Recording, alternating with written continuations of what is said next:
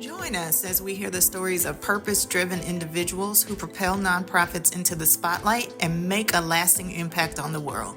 In this episode, Trimona Green gives us advice on how to prepare for the grant writing process. I'm your host, Jamila Robinson, and you're watching Elevate Your Impact.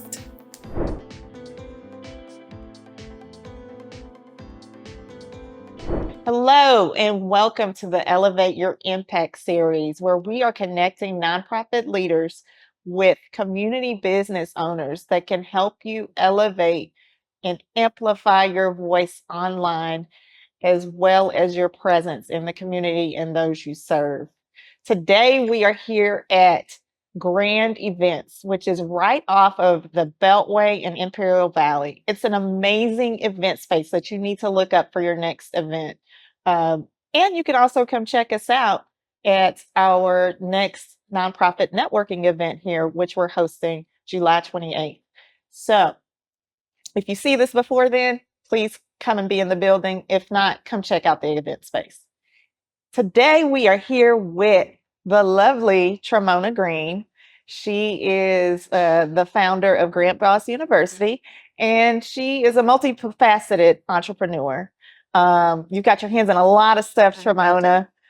So tell us what you have going on, and then we'll hone into today's topic about grants. Okay, thank you. And first, thank you for having me, Jamila. So a little bit about what I do. Like she said, I am a faceted, right? Yeah, you're a serial entrepreneur. Serial entrepreneur. Thank you. And I pretty much, like she said, have my hands in a lot of things. So first, I want to start off by introducing my grant consulting business, which is Grant Boss University. So what we do, we actually help nonprofit organizations. We help transform them so that they can become grant ready. What I have experienced over the past 20 years is that most nonprofits, especially when they are newly beginning, they are not ready to apply for grants. Therefore, they're wasting money and they're wasting effort as far as putting those applications together. So that's what Grant Boss University do.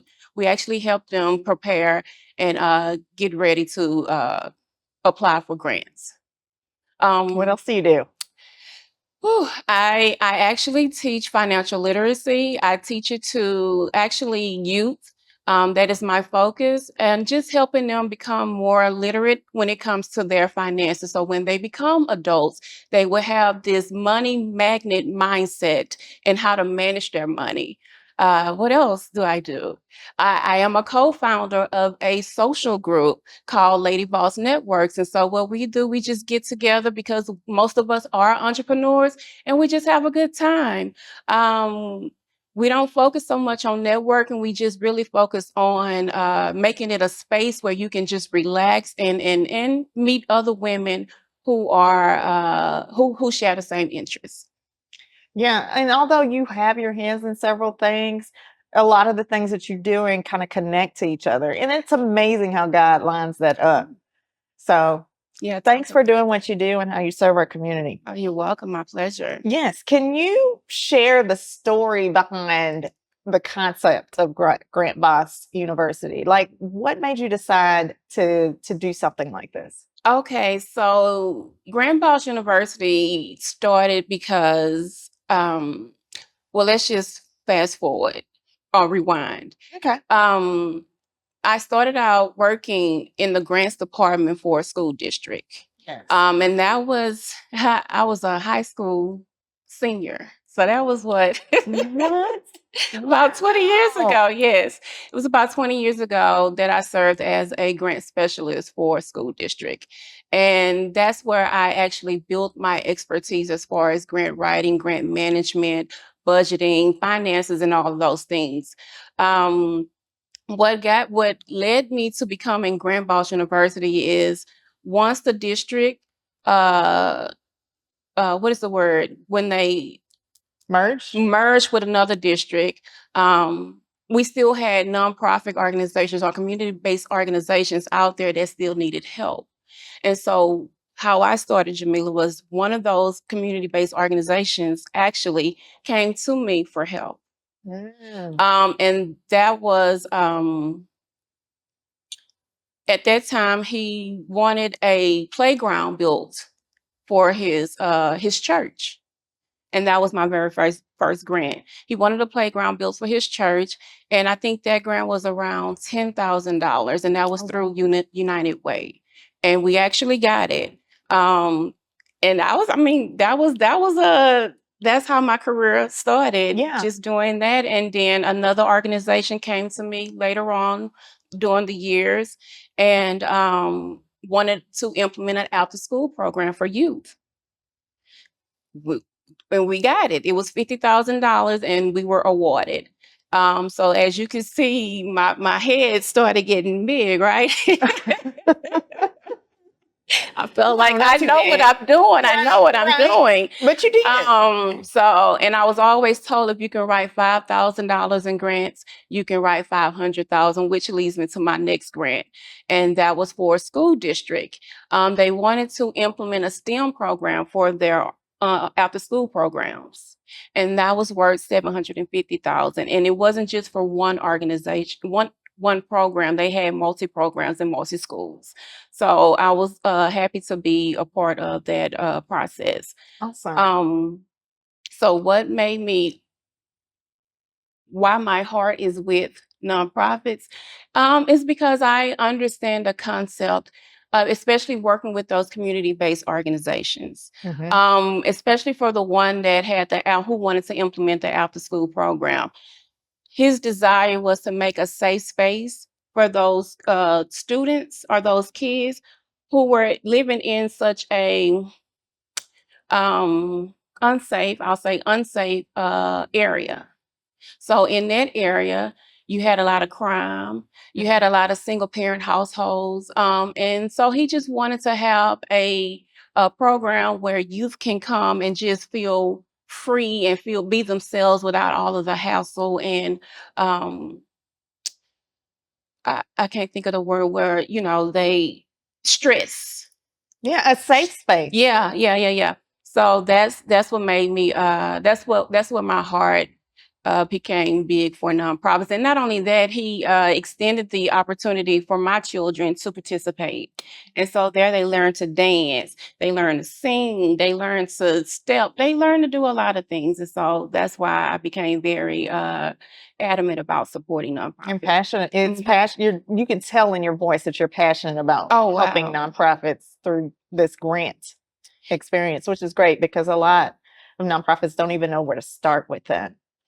But speaking of the enigma around grants, what are some common misconceptions that most we've talked about this Yeah. before. It's a really interesting thing. But what are some of the most misconceptions that nonprofit leaders have about grants and how easy they are, or why haven't I gotten the grant? Why am I being overlooked? Well, first, Jamila, they're not easy. No, they're not. They're not. They're not easy to obtain. There's a lot of legwork that goes behind it. Right. But a Mhm. lot of us, and I'll raise my hand for this as a nonprofit leader when I first started, thought, okay, well, I just need to do this application and surely I'll get awarded, right? Mm. Right. Because Mm. my cause is the most deserving. Why didn't I get it? Well, first is good that you're thinking like that. That Yeah. my cause is the most deserving. However, there are other organizations that could be doing similar to what you're doing, Hmm. and maybe on a larger scale Very of true. what you're doing. Hmm. But that doesn't mean you're not the best at what you do. It just means that you have to boost your competitiveness when it comes to grants, even though you are, you know, the best at what you do. However, you have to make the funders believe that you are the best and you are worthy of receiving those awards. So it's just a matter of practice. It's just a matter of consistency, building that relationship. The fact that you actually put a grant out there, you Hmm. have to put more out there so people can see, oh, missing pieces, support. I know them. Let me see what they're all about. Right. And when it comes to organizational structure, having your budget together, things of that nature. What are the other misconceptions Well, in that lane? well, first, understanding that grants shouldn't be your only source of funding. Right. It should not be the only source of funding. As a matter of fact, it should be supplemental funding, meaning that you already have a budget in place. You are already operating as an organization. So when it comes to your budget, you have to make sure that what you have is aligned with what you're looking for. So let's just say that you are trying to implement a program to where it let's okay, I'm gonna use what you're doing right now, the boxes. What are they called? Those are our care The packages. care packages. Yes. Yes. So if you're looking to issue out, let's just say 1,000 more, okay. What is your budget? What does your budget looks like right now? Do you have that in budget? Like, do you have the necessary supplies? Do you have the people in place to help you with that? Hmm. What type of program are you implementing with support boxes? So you have to consider those things when you're creating your budget. Another misconception. People are, organizations are thinking, hey, I have this organization, but I need a secretary. Oh. Yeah, no. Yeah, no, that Oh, and they want to secretary use the grant yeah, money they to wanna get use the secretary. yeah, no, Oh, that you should already be paying your secretary. Now, right. what you can do if you do implement a program, you can give, especially if she's gonna be working a part of that organization, you can give her some of it, but actually But yeah, it has to be tied to the program. yes, it has to be Correct. tied to the program. So a lot of people, a lot of organizations think that once they get the money that they can do whatever they want to. No. Mhm. They have guidelines, regulations in place just to make sure that you guys are in compliance. Right. You say Mhm. at the end of the day, you have to give an accounting for the money that you spent, You do. and it has to align With with what you what you said, told yes. them you were going to spend the money on. Yes, yes, yes, that you do have to, give reports, Yeah. financial reports. Yes, you do have to do that. So it sounds like there's a lot of responsibility that comes with the grant Mhm, award too. And that's part of the grant readiness, mhm, being ready to account for what you've received. absolutely. Yeah. Um, Believe it or not, even though an organization has been awarded their 501(c) status, Hmm. they really don't have a board in place. What? There's people out here getting 501(c)(3)s I without a mean, they board? had it just to Oh, apply, but they need on to update paper. on paper, Yes. yeah, Yeah. but to update it, they haven't updated. If your mission and the funder's missions aren't in alignment, you definitely don't want to apply for that. So Right. read the application regulations to make sure that you guys are in alignment with what the funders are asking for. Great. Can you share an example of how building like a robust, established a relationship with somebody in the community that might be able to help you in that lane Mhm. to getting your goal of getting a grant? Okay, absolutely. So remember those grants that I was telling you about with the community-based organizations? Yes. Okay, so he had a relationship with someone that was a part of the funding agency. So he had a relationship with someone with United Way. He had a relationship with someone at Harris County Department of Education. Hmm. And when I say relationship is key, the first time I wrote that grant, Jamila, I took it out of format. I made it look like a proposal versus just asking those questions. Like, Hmm. I took it out of format. So I believe because he had that relationship, they called him and said, "Hey, I need you to put it back in format." Mm. See, that is the thing because most funders would just and Right. On to the next. On to the on next. to the Yeah. next. But because he had that relationship and in building a relationship is not hard like people think. It's actually just phone call. Hey, this is Trimona with Grant Bosch University. I'm here to apply for this so and so grant for the United Way. Can you give me some insight? Can you tell me what is the best way to go about applying for that grant? And then they will ask you, they will answer those questions for you. And then you just Mm. call again, hey, I'm stuck on this question. Can you help me? They will help you. So that's just building a relationship, a rapport with that organization, believe it or not. That's a smart way to approach it. How do you, in your personal endeavors, approach um, networking?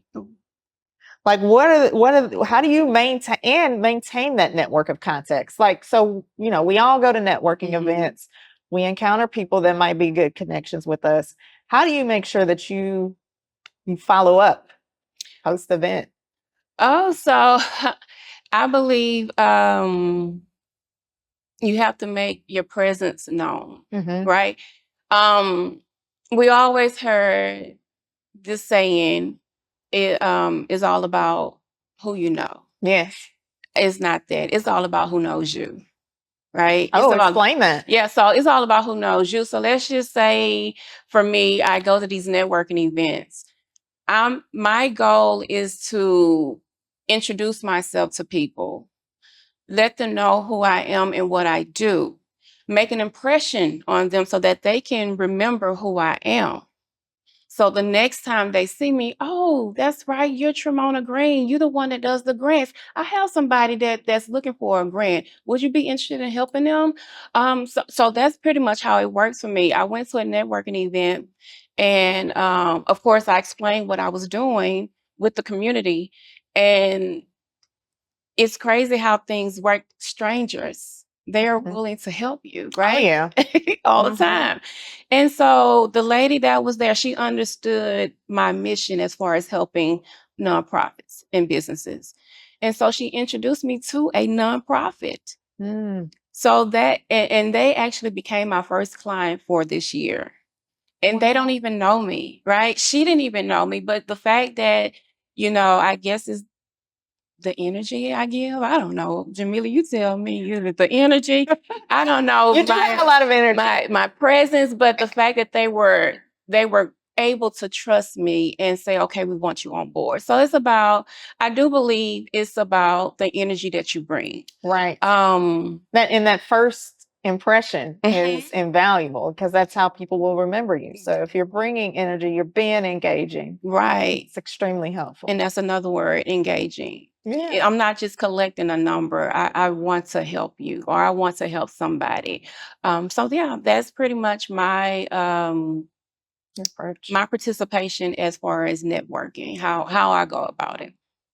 And then you helped found a group that networks together too, right? Hmm. How is that experience going? Oh, it's going Yeah. great. It's going great. So we actually, even though we still network, Uh-huh. we don't make it the main priority.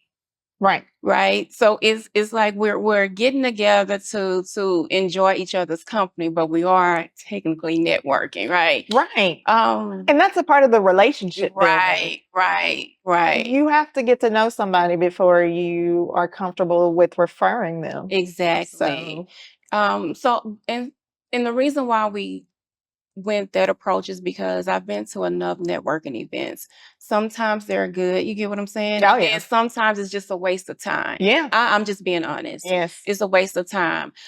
Because you never get to the goal that you're trying to achieve. When it's a waste of time. So I like to just build that relationship first and then we can network. And I think it's been working so far. So building that relationship first. Great. Let's talk about the craft of what you do in grant writing. Okay. Um, so say I'm a new nonprofit and I can't yet afford your services. What are some of the critical elements that nonprofits should focus on when they're, drafting their grant proposals? Um, I like to use three words: making your proposal clear, Hmm. making sure it's concise, and making sure it's compelling. Clear, concise, And compelling. compelling. That's a Those very are the good three one. C's. Yeah. Because you want to get to the point of why you're writing this proposal. Also, funders want to know your reason for writing it. And it can't just be, oh, we're just trying to help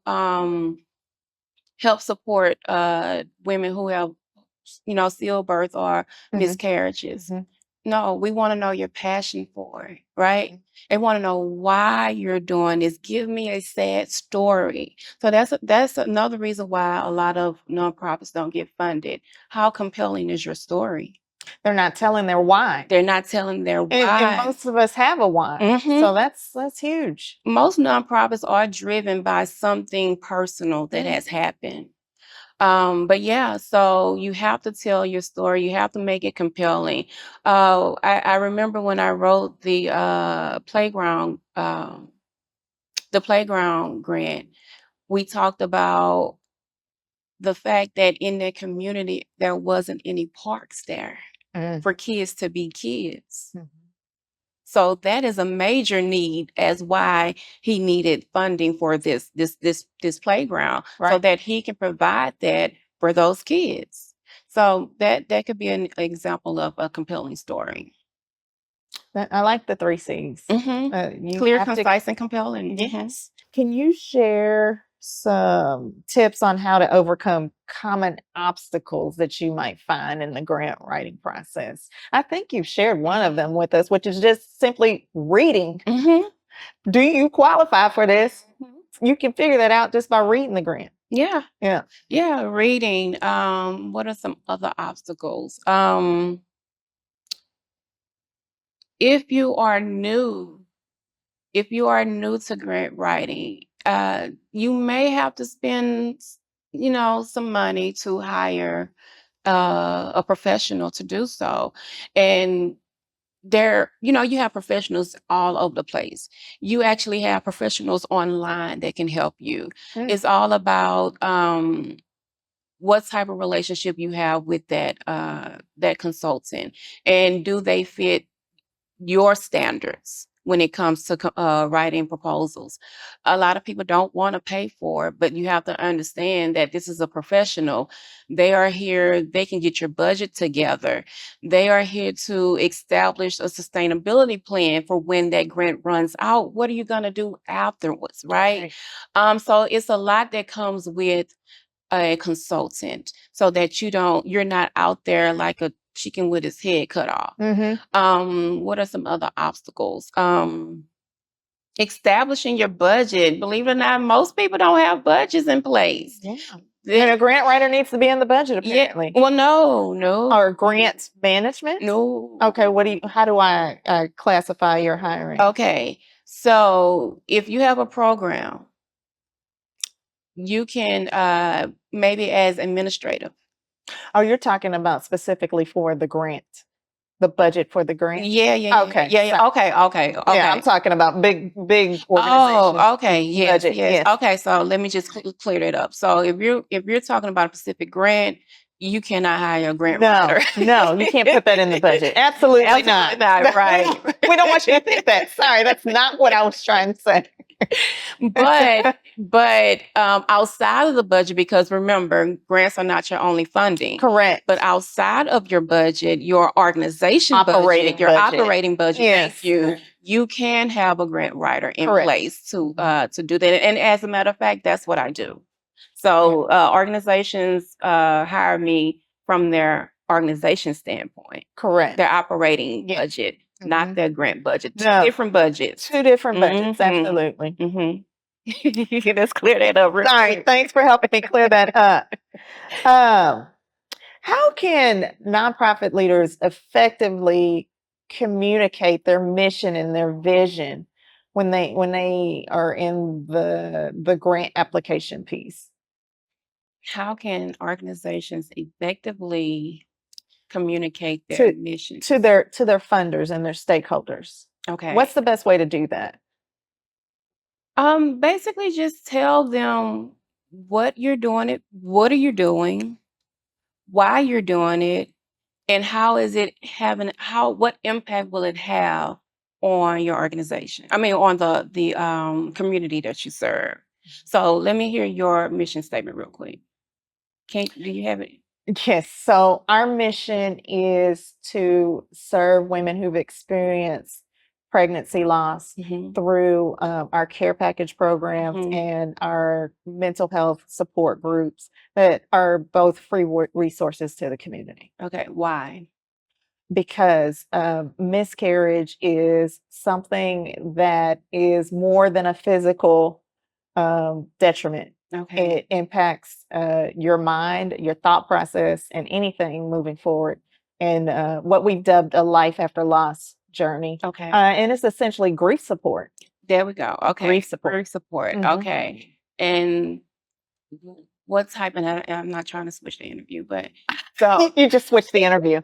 She switched the interview. So. but I'm just giving them examples. Yes. Uh-huh. So basically, your mission is to provide support packages for mothers that have experienced loss or with miscarriage or stillbirth Yes. as a part of a grievance.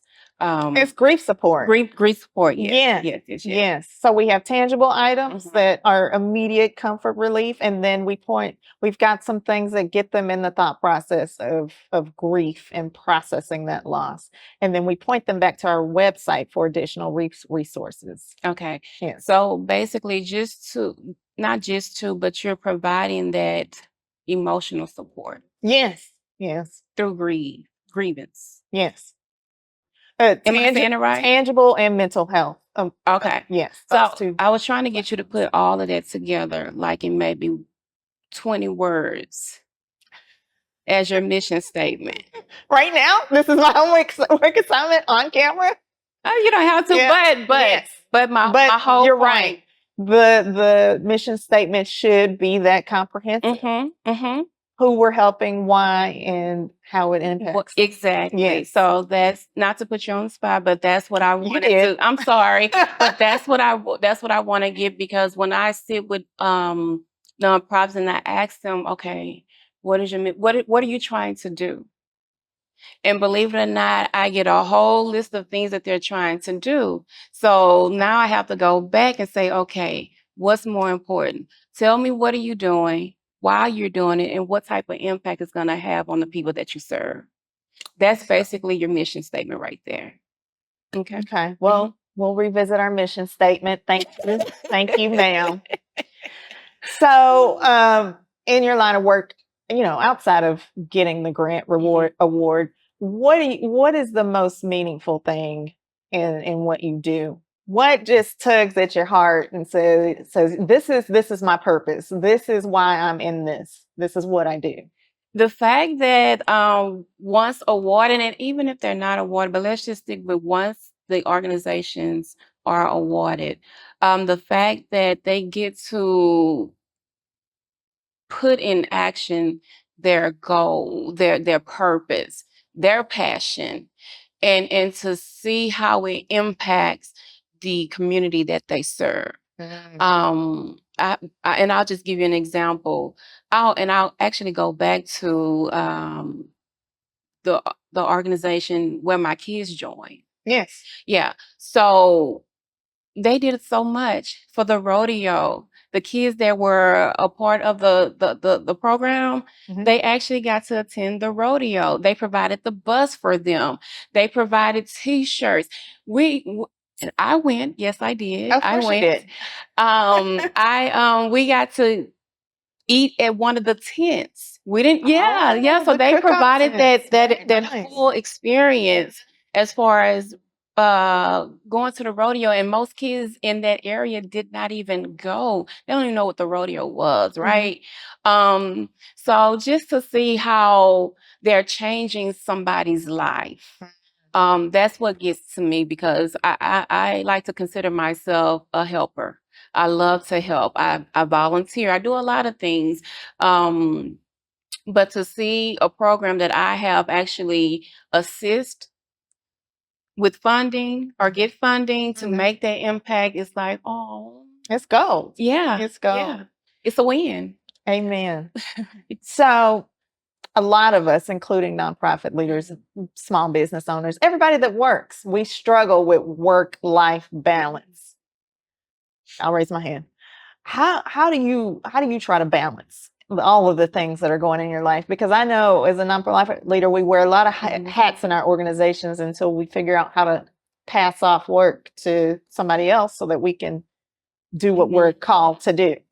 How do you, as an entrepreneur and a business owner and a leader in general, Mhm. wear all your hats and make sure that your work life is balanced with your at home activities?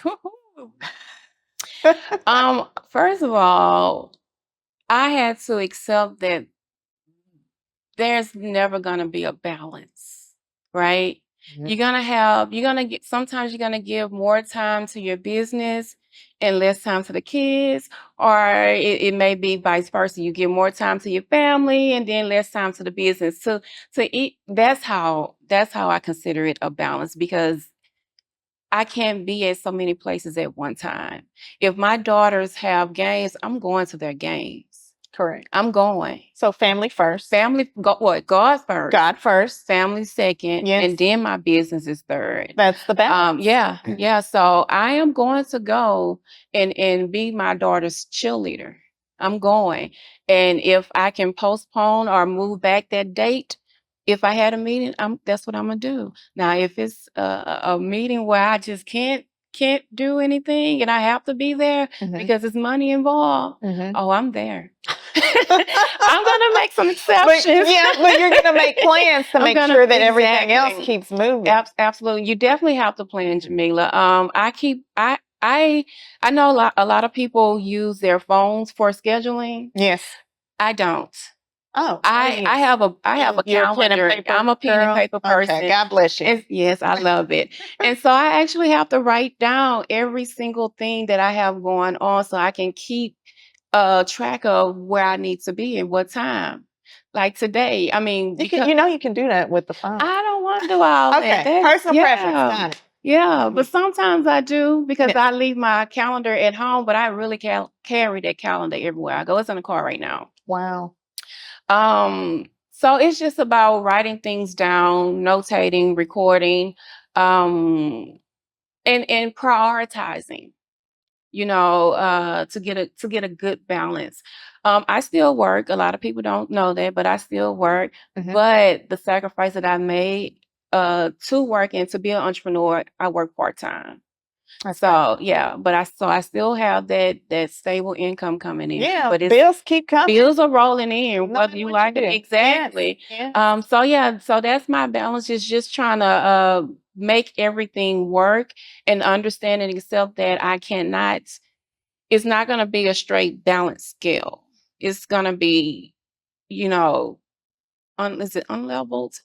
What's that Yeah, word? it'll fluctuate. There you go, Yes, fluctuate yes. from time to time. However, once those things are accomplished and I've achieved those goals, then I can, relax and breathe. I don't breathe most of the time. I need you to take some breaths. Breathe One most of moment at the a time. time, one step at a time, Whew. all of the things.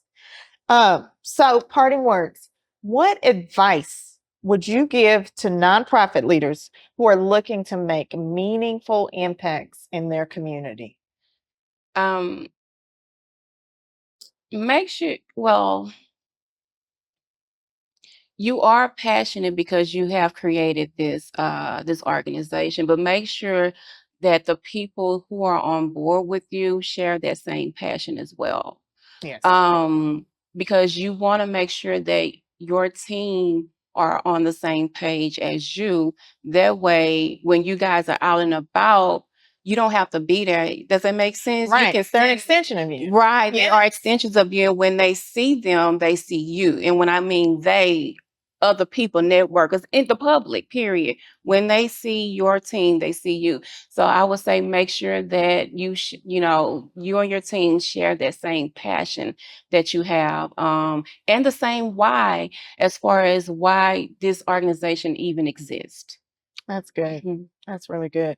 Well, thank you for your time Oh, today. I'm This has welcome. been a plethora of knowledge that we can have plenty of takeaways from. Oh, I'm glad.